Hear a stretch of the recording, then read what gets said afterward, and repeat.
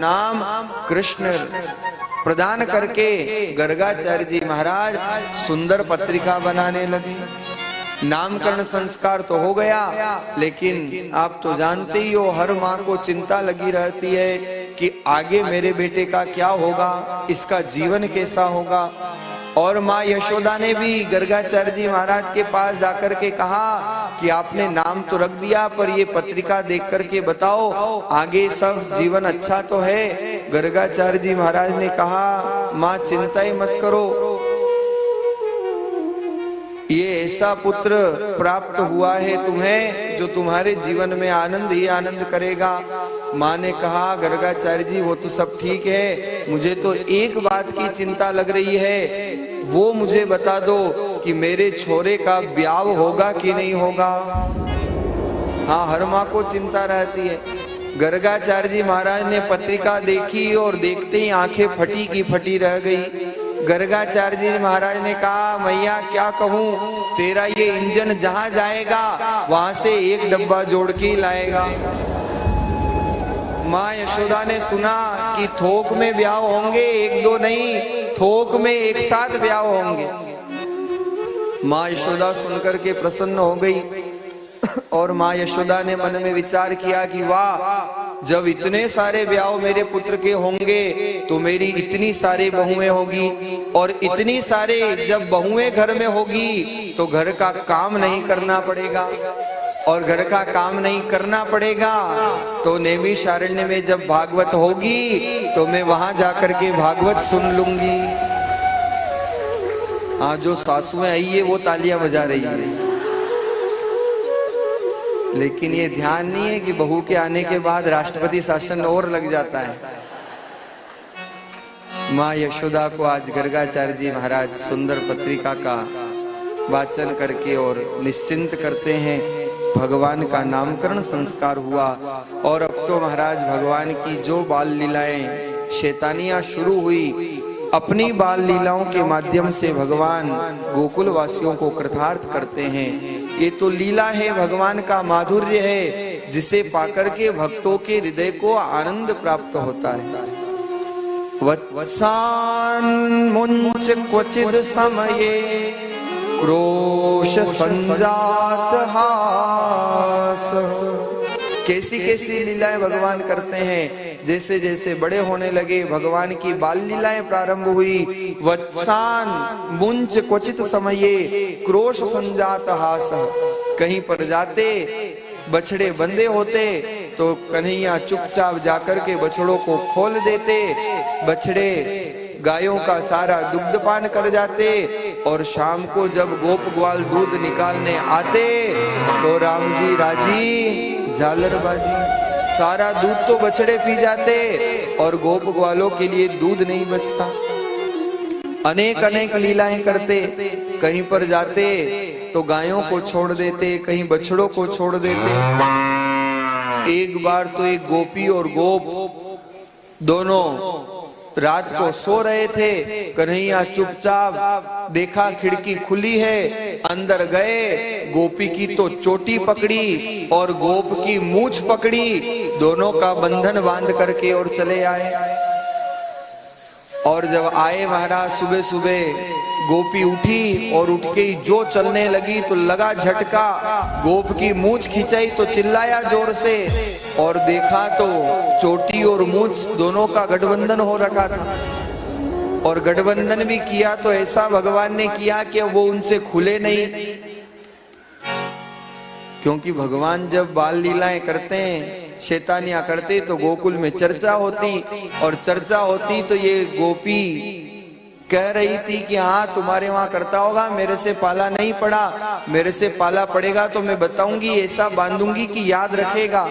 भगवान ने कहा तू तो मुझे बाद में बांधेगी, मैं तुझे पहले बांध देता हूं। और भगवान बांध करके आ गए। सुबह 10 बजे तक घर के कमाड़ नहीं खुले, आसपास के लोग इकट्ठे हो गए।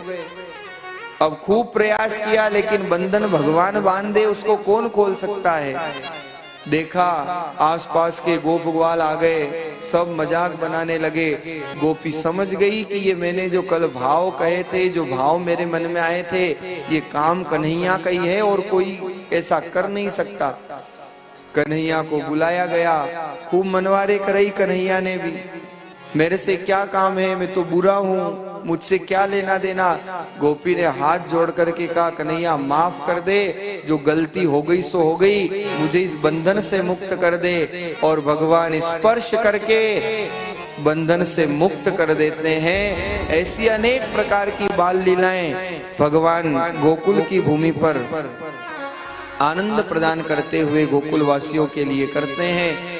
अब तो महाराज भगवान के मित्र भी बन गए। स्तोक, श्रीदामा, अनेक अनेक मनसुखा, पूरी मंडली तैयार हो गई। और जैसे जैसे भगवान बड़े होने लगे, अब गोकुल में माखन चोरी की लीला भगवान करने लगे। भगवान के आंगन में कोई माखन की कमी नहीं थी। यशोदा के घर में 9 लाख गायों का रोज दोहन हुआ करता था। अब 9 लाख गायों का मक्खन कितना हुआ करता होगा, कमी नहीं थी। लेकिन भगवान को तो माखन चोरी के माध्यम से संदेश देना था। माखन ही क्यों भगवान ने चुराया? क्योंकि माखन सार है, और भगवान कहते हैं कि व्यक्ति को सारग्राही होना चाहिए। दुग्ध का सार है माखन। जो व्यक्ति सारग्राही होता है उसे जीवन में आनंद होता है। अब तो खूब माखन चोरी करने लगे, मित्र बन गए। तो भगवान ने एक मंडल तैयार कर लिया, और मंडल तैयार करके भगवान ने उस मंडल का नामकरण संस्कार किया, चौर्य विद्या प्रसार मंडल। क्योंकि उस मंडल में चोरी करना सिखाया जाता था।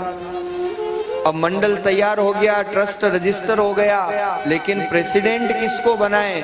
सारे गोप ग्वालों ने कहा, कन्हैया हमारा प्रेसिडेंट तो तू ही है, क्योंकि प्रेसिडेंट वो होता है जो एक्सीडेंट नहीं होने दे। कन्हैया ने कहा, ठीक है मैं प्रेसिडेंट हूं, तो मेरी एक बात मानो, अपने को मंडल में 3 सामान की आवश्यकता है। बोले क्या? सबसे पहले तो लकड़ी लेकर के आओ। बोले वो क्या काम आएगी? अरे बोले आजकल ये गोपिकाएं बड़ी होशियार हो गई है, खाली छीका टाक देती है। पहले लकड़ी से धीरे से बजा के देखेंगे कि अंदर माल है या नहीं। बोले और क्या चाहिए? बोले थोड़े जो है गोखरू के कांटे ले आओ। गोखरू देखे आपने? वो कांटे हाथ से निकालो तो हाथ में चिपक जाए, कपड़े पे चिपक जाए, कपड़े से निकालो तो दूसरे कपड़े पे चिपक जाए, ऐसे गोल गोल कांटे। गोप ग्वालों ने कहा कि उसका क्या करेंगे? बोले हम माखन चुराएंगे तो ये गोपिकाएं कोई लाड़ तो करेगी नहीं, लड्डू तो देगी नहीं, ये पीछे दौड़ेगी, और जब पीछे दौड़ेगी तो हम कांटे बिखेर देंगे। ये कांटे निकालेगी, तब तक तो 9 2 11 हो जाएंगे। फिर कहा कि एक काम करो, थोड़ी रेत भी ले आओ। बोले रेत का क्या करेंगे? बोले मान लो कांटे निकालते निकालते कोई पास में आ ही गई, तो थोड़ी रेत उसकी आंख में डाल करके झोंक करके और वहां से प्रस्थान कर जाएंगे। अब तो महाराज मंडल तैयार हो गया, और पूरे गोकुल में भगवान माखन चोरी की लीला करने लगे, माखन चुराने लगे। सारे गोकुल में गोपिकाओं ने देखा कन्हैया आते हैं और गोपियों के घर में माखन चुरा करके अपने गोप ग्वालों में बांट देते हैं। लेकिन एक गुजरी थी प्रभावती नाम की, उसने कहा तुम्हारे यहाँ आते होंगे, मेरे यहाँ कभी आए और ऐसे रंगे हाथ पकड़ूंगी कि पता चल जाएगा कि चोरी करना क्या होता है। भगवान की सीबीआई बड़ी मजबूत थी। प्रभावती का तो कहना हुआ और सूचना मिल गई भगवान को। सूचना मिली तो भगवान ने कहा शुभ काम में देरी नहीं करनी चाहिए। अगले ही दिन पहुंच गए, और ये प्रभावती माखन तैयार करके छीका टाक के पड़ोस में पंचायती करने के लिए गई थी। क्योंकि शौक होता है ना, घर का काम पूरा हो नहीं हो पर आस पड़ोस की पंचायती करना जरूरी होता है। तो ये माखन तैयार करके पड़ोस में गई, इधर भगवान आ गए गोप ग्वालों के साथ। और जैसे ही गोप ग्वालों के साथ आए, लकड़ी से बजा के देखा छीका तो बढ़िया भरा हुआ है, अंदर से सांकल लगा दी और पिरामिड बना करके झट चढ़ गए, माखन खाने लगे। नीचे ही नीचे वो पतला दुबला मनसुखा दब गया। उसने कहा कन्हैया तू तो मुख पर माखन खा रहा है और नीचे मेरा तेल निकल रहा है। कन्हैया झट नीचे आए, छीका उतारा, सबको माखन वितरित किया। और माखन जब पाने लगे तो इतने में वो प्रभावती आ गई। और जैसे ही प्रभावती आई, जोर से दरवाजे को धक्का दिया तो दरवाजा अंदर से बंद। समझ गई कि ये जरूर कन्हैया अंदर आया है चोरी करने के लिए, और चिल्लाने लगी, खोल खोल दरवाजा खोल, दरवाजा खोल। भगवान ने कहा आज तो फंस गए, समस्या हो गई। और जैसे ही प्रभावती ने लगाया जोर, भगवान ने थोड़ी सी सांकल ढीली की।